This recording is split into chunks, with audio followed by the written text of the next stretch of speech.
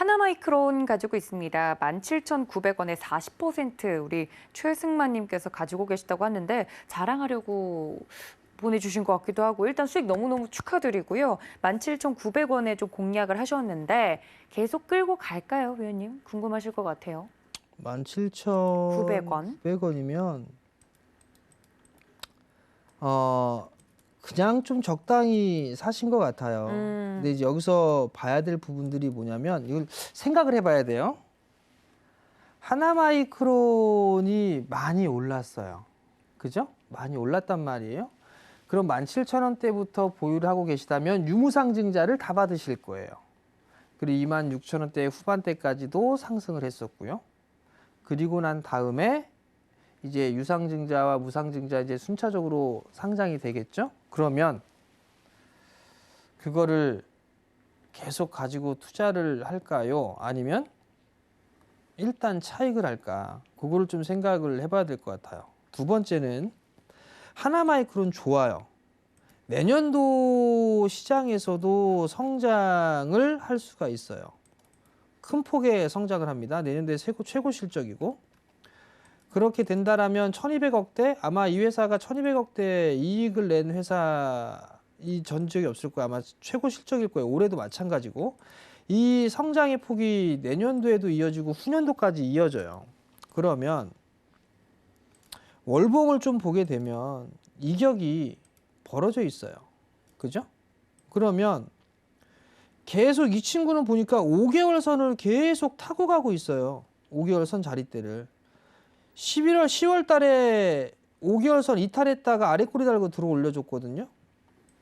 권리락이 생겼어요. 근데 5개월 선하고 벌어지기 시작했단 말이에요. 그럼 5개월 선 자리대가 18,000원대 후반이에요. 그러면 만약에 이 친구가 18,000원 자리대까지 빠질 수가 있다라면 수익 난 거 일단 다 까먹는 거겠죠. 비중도 작지가 않아요. 40%예요.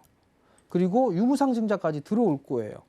그러면 저는 여기서 좀 절반 이상은 챙겨놔도 되지 않을까? 저는 그렇게 좀 말씀을 드리고 싶어요. 물론 성장을 해 나가는 그런 부분들에 있어서는 확실한 그런 부분들이지만 작년에 2,000원대의 주가를 찍고 1,000% 가까이가 올랐어요.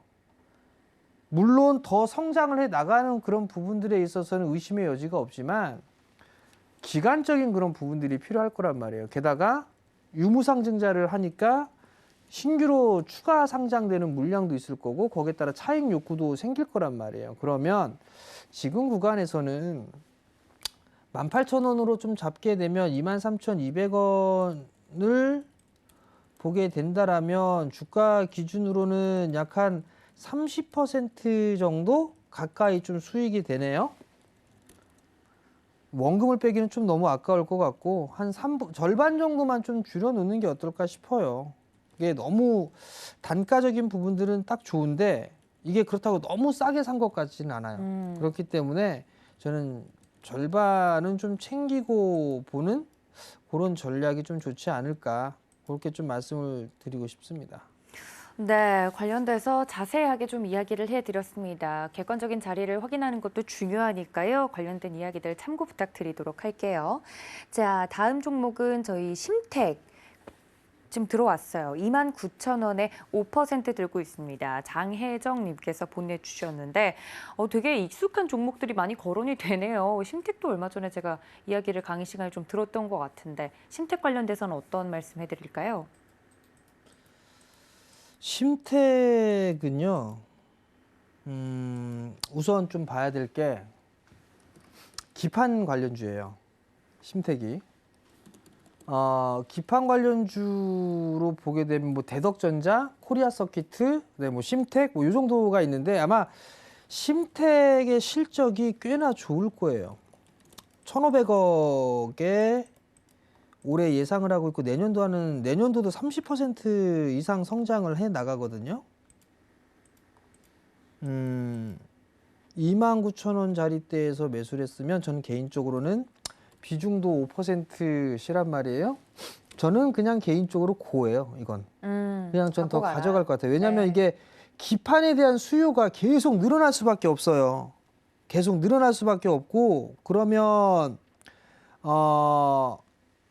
심택의 실적은 더 좋아질 거예요. 어저께였나요? 잠시만요. 어저께였을 거예요. 어저께 코리아 서키트가 증설 공시가 좀 났었어요. 이게 신규 투자 증설이 있었는데 2천억입니다. 투자 금액이. 자기 자본 대비 35%예요. 똑같은 업종이라고 좀 볼 수가 똑같은 섹터예요. 똑같은 섹터인데 이 친구가 2천억의 대규모 투자를 한다라는 거, 그것도 내년도 말까지예요. 22년도 말까지란 말이에요. 고부가가치 제품 및 시장 수요 증대 대응을 위한 생산 설비 확충이란 말이에요. 그러면 심택에 있어서의 업황이라든가 이런 부분들은 좋아질 수밖에 없어요. 그렇다는 얘기는 지금보다 내년도의 성장이 30%가 넘어요. 그러면 전 업종을 통틀어서 올해보다 내년도에 30% 이상 성장하는 섹터가 뭐가 있나? 뭐 2차 전지 가능할 것 같아요. 그 이외에는 뭐 딱히 없을 것 같아요. 있겠지만. 근데 심택도 마찬가지로 성장한단 말이에요. 주가의 밸류가 지금처럼 뭐 2차 전지 쪽처럼 PBR이 막 10배 넘어가고 20배 넘어가고 그런 밸류를 취급받고 있는 건 아니에요. 여전히 싸요. 그럼 저는 이 회사는 그냥 가져가는 게 좋다 보고요. 주가는 뭐 앞자리 한 번은 또 바뀌어야 되지 않을까 싶어요. 기본적으로. 그렇기 때문에 그냥 지금은 가져가는 그런 전략이 좀 더 좋다. 그렇게 좀 말씀을 드리고 싶습니다. 네, 심택 가지고 가시면 좋겠다라고 의견을 좀 덧붙여 드렸으니까요. 우리 장혜정님 관련돼서 대응 잘해 보시길 바랍니다. 자, 다음 종목 가볼게요. ICD 이 종목이 들어왔네요. 15,650원에 20% 우리 해피걸님께서 보내주셨습니다. ICD도 한참 들었던 종목이었는데 15,600원 라인에서 가지고 있으면 버텨볼만 한가요, 위원님? 15,600원 잔액대인데 여기서 좀 봐야 이거는 좀 고민해 볼 필요성이 있어요. 디스플레이 쪽을 좀 보게 되면 이제 최근에 나온 부분들을 보게 되면 LG 쪽에 있어서의 투자 얘기가 좀 있었어요. 그리고 삼성 쪽에도 투자 계획이 좀 있어요. 근데 이제 LG는 대형 쪽하고 중소형 쪽 다 같이 해요. 요번에 투자 발표한 거는. 그리고 삼성 쪽에는 지금 이제 최근에 수주가 나왔던 부분들이 A4 공장 L7-2 공장의 수주가 좀 나왔던 거고, 이게 6세대급이에요. 그리고 나서 내년 2월 달, 내년 초에 대형 투자, 설비 투자가 좀 들어갈 거고, 그 사이에 중소형 6.5세대 쪽이 삼성 쪽에 좀 투자 계획이 좀 있어요. 그리고 그 뒤에는 이제 IT 8세대 그 투자 계획이 좀 있는 상황인데, 요거는 이제 12월 달 되면 이제 삼성이든 LG든 내년도에 대한 사업 전망이나 이런 부분들이 있을 거예요. 거기에 따라서 이제 하면 될 것 같고, 중요한 건 ICD는 LG 쪽과 삼성 쪽을 모두 고객사로 확보를 하고 있는 그런 사항들이에요. 올해 실적 안 좋을 거예요. 3분기 적자인가 그랬을 거예요. 3분기가 적자였을 건데 아마 4분기도 그렇게 썩 좋지는 않을 거예요. 근데 내년도는 돌아설 걸로 좀 보여지는데 그거는 좀 추이는 좀 지켜봐야 될 것 같고, 근데 이제 여기서 중요한 거 하나는 TV 쪽에 삼성이 QD OLED를 이제 생산을 한다라는 그 얘기가 나왔잖아요. 근데 턱없이 부족해요. 그러면 시장에서 지금 계속 도는 얘기는 LG의 패널을 갖다 쓰지 않을까라는 그 얘기가 좀 되게 많이 돌거든요. 이걸 장비사 쪽에 확인을 해봐도 그러한 얘기들이 계속 돌고 있다라는 얘기가 있어요. 그러면 만약에 이게 삼성이 LG의 패널을 갖다 쓴다라는 그 부분들에 있어서의 갖다 쓴다라고 가정을 만약에 한다라면 그 시발점은 증설 공시가 나올 거예요. LG 쪽에. 틀림없이. 왜냐면 이게 뭐 적게 가져갔는 게 아니라 많이 가져가야 되기 때문에 그 삼성하고 LG하고 아니 삼성하고 애플하고 공급 계약 맺잖아요. 몇 대 보장할게 이런 식으로 아마 LG 쪽도 그렇게 만약에 한다라면 그렇게 될 것 같거든요. 그렇기 때문에 만약에 삼성이 갖다 쓴다라고 한다라면 그 증설 공시는 반드시 나올 거고 그렇게 되면 ICD 같은 경우는 LG 쪽과 삼성 쪽에 있어의 패널을 모두 공급을 하기 때문에 거기에 있어서는 제일 큰 수혜를 좀 받을 수가 있을 거예요.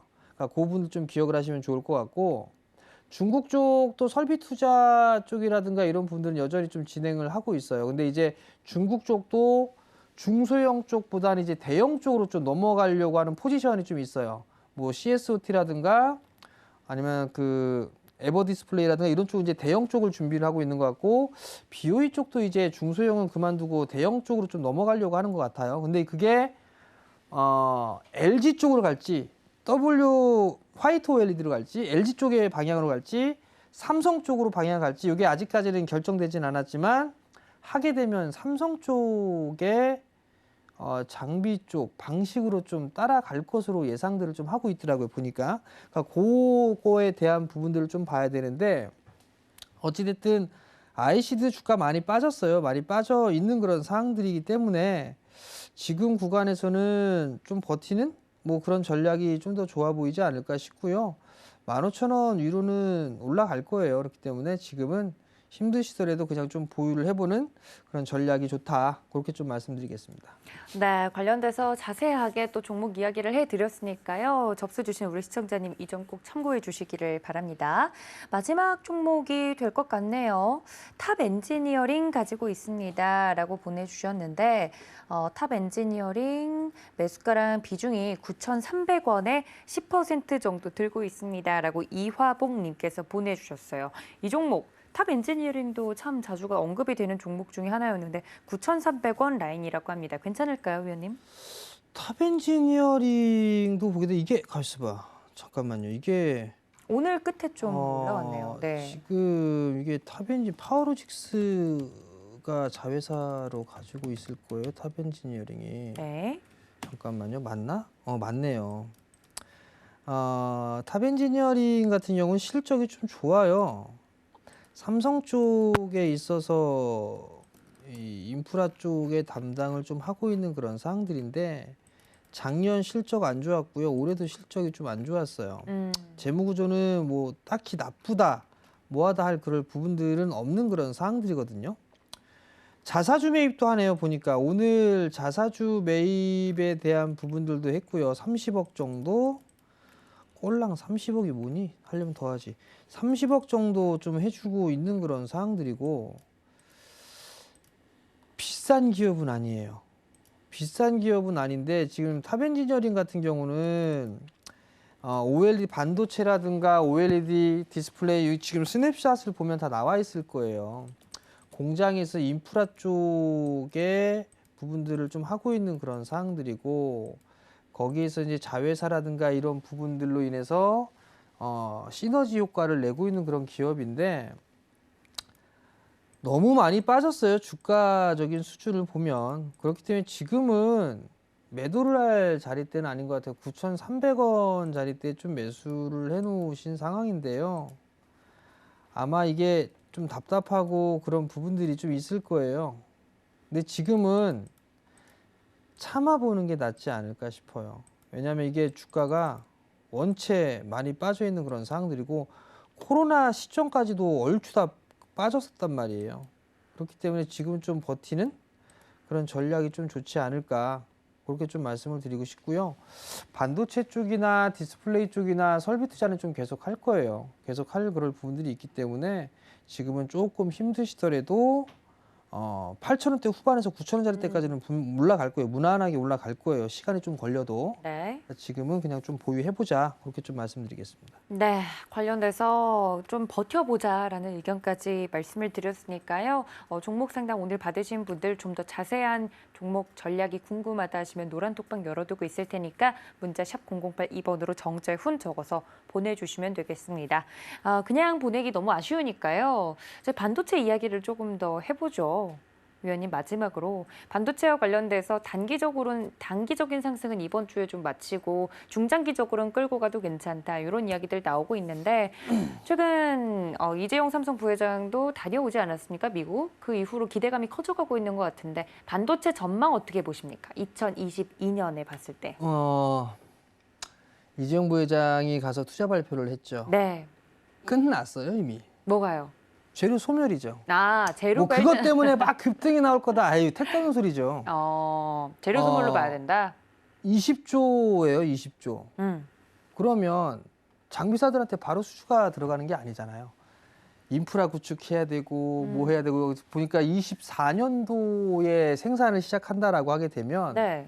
정말 빨리 된다라면 거의 1년 정도 인프라 구축하고 뭐하고 하게 된다라면 뭐 내년도 22년이니까 22년도 말, 22년도 말, 23년 초 아무리 빨라야. 그렇죠. 그때 이제 발주 모멘텀이 이제 서서히 생기거나 그렇게 할 거란 말이에요. 23년도는 돼야 될 것 같아요. 그러면 뭐야 반도체 쪽 별거 없네? 뭐 그렇게 좀 생각을 하실 수가 있을 것 같은데 내년도에 왜 미국 쪽만 생각하지 마시고 국내 쪽이나 이런 쪽 보게 되면 내년도의 투자 규모가 올해보다 더 클 거예요. 아마 비메모리 쪽, 메모리, 비메모리 다 합쳐서 40조가 좀 넘는 걸로 알고 있어요. 내년도 투자를 하는 것도. 그게 이제 캐파 증설이 막 크게 되는 게 아니라 고사양화 되면서 이제 단위 면적당의 투자비가 더 많이 들어가요. 그 부분들 때문에 투자에 대한 규모는 더 커질 거예요. 거기에다가 또 볼 수 있는 거는 최근에 얼마 전에 신문 기사에 보게 되면 SK 하이닉스가 중국 쪽에 공사를 하려고 했었는데 미국 쪽에서 제재를 했단 말이에요. 막았단 말이에요. 그러면 어쩔 수 없이 국내로 유턴을 해야 된다라고 한다라면 오히려 국내 쪽에 있어서는 더 수혜를 좀 받을 수 있지 않을까 싶어요. 그러면 어찌됐든 내년도에 설비 투자는 올해보다 더 늘어날 것이다. 그리고 장비사 쪽 같은 경우는 대체적으로 보게 되면 상저하고 형태의 모습을 보일 거다라는 거란 말이에요. 내년에 증설했던 부분들이 이제 좀 있으면 증설 모멘텀이 좀 생길 거예요. IT가 반도체 쪽, 장비 쪽이나 이쪽이 증설 모멘텀이 좀 생기고 있는 그런 부분들이 나올 수가 있기 때문에 지금은 매도하는 거는 아닌 것 같아요. 그러니까 뭐 오늘 보니까 뭐 반도체 끝난 건가요? 뭐 얘기 나오고 뭐 올랐다 오늘 급락이 나오고 뭐 해서 끝났냐 뭐냐 물어보는데요. 그건 단기 트레이딩 하시는 분들이나 그런 거고요. 내년도에 대한 부분들 좀 생각해 보게 되면 네. 지금은 매도할 자리 때는 아니다라는 거. 그리고 또 하나는 삼성이 어디다 투자를 많이 하는지 생각을 해보세요. 시스템 반도체 쪽이 좀 많아요. 그리고 또 하나는 DDR4에서 이제 다른 걸로 바뀌잖아요. DDR5로. 그럼 그런 애들이 모멘텀이 더 많을 거예요. 그러니까 그런 부분들을 좀 보시면 좋을 것 같고 소재 쪽이라든가 부품 이쪽도 여전히 좀 봐야 될 것 같고 마찬가지로 올해보다 내년도에 최고 실적을 기록하는 그런 기업들이 좀 상당히 많아요. 그렇기 때문에 그러한 종목군들 놓치지 마시고 네. 보유하고 있다면 잘 보유를 해보시는 게 좋지 않을까 싶습니다. 네, 단기 트레이딩 관점과 중장기 투자 전략을 조금 다르게 생각을 해야 될 것 같습니다. 반도체에 대한 전망 조금 더 전문적으로 들어보고 싶다 하시는 분들 노란톡 열어두고 있을 테니까 문자샵 0082번으로 정제훈 적어서 보내주시면 되겠습니다.